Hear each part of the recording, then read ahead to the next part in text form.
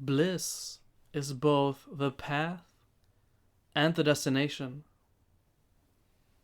And when I say bliss, I really do mean two different kinds of bliss.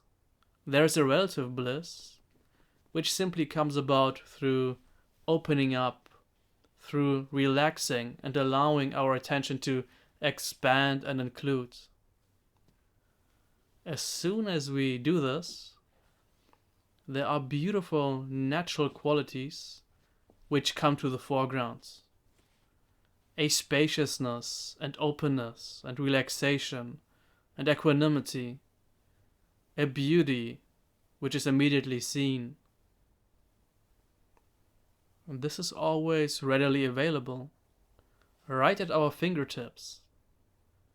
If you just allow yourself to open up, relax, and include more of your experience, by opening up in the visual field, for example, you can immediately sense this spacious freedom.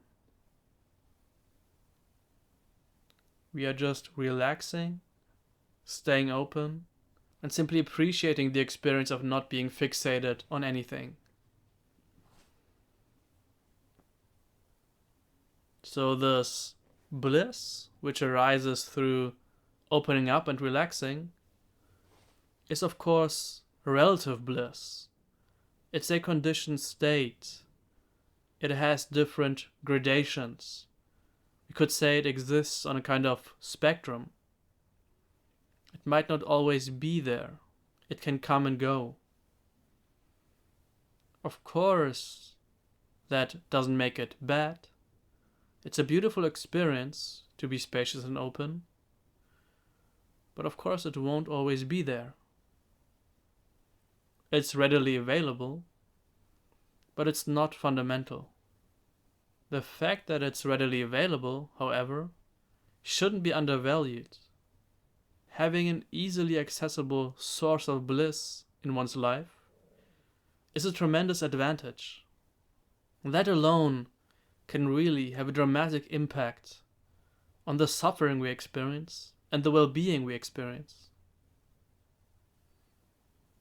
But what's quite beautiful is that this relative bliss, which is accessed through opening up, can lead to a bliss which is truly beyond the mind. The bliss of the non-dual itself. The bliss of being no one. The bliss of total completeness. Once we are in that space of allowing, it is just the smallest of steps to recognize this, which is always here, which can never be taken away, and which includes everything.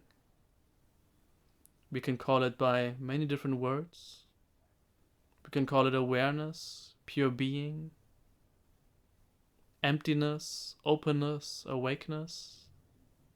But regardless of what you call it, it is both definitive and unknowable. Clearly here, present, but never findable. There is nothing objective about it. It has no structure to it. And being that, only that, is this bliss beyond comprehension. It is not the kind of bliss that falls on a spectrum. It is not something which can be increased or which we can have more of. When we are resting in this, when we are appreciating it, we can't say what we are appreciating. There are no gradations to it.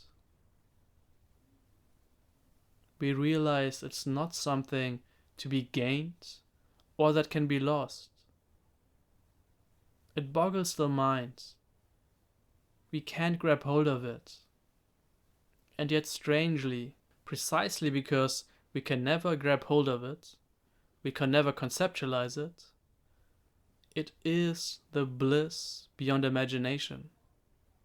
The only thing that can truly satisfy us on a fundamental level. This is not a conditioned state. Even though the relative bliss of being spacious and open proved to be a beautiful jumping off point, once the non-dual is recognized, it's quite clear that there are no conditions for this. It's never truly necessary that we are in a specific state of mind in order to notice this. It's always here. It cannot be taken away. And beautifully, this is very much a having your cake and eating it too situation. Because once we are resting in this non-dual bliss, the more relative bliss also comes along for the ride. These positive feelings in the body, the experience of beauty everywhere in the world, all of these beautiful positive qualities just flower naturally out of the experience of being no one. So we never have to settle for relative or absolute bliss. Relative bliss proves to be a beautiful pathway to absolute bliss, and once absolute bliss is recognized, relative bliss flowers out of this recognition as well.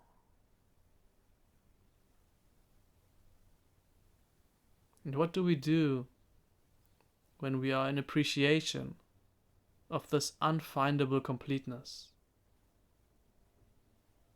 We can't say.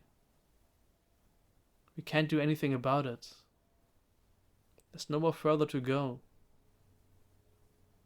So we simply enjoy it without knowing what we are enjoying.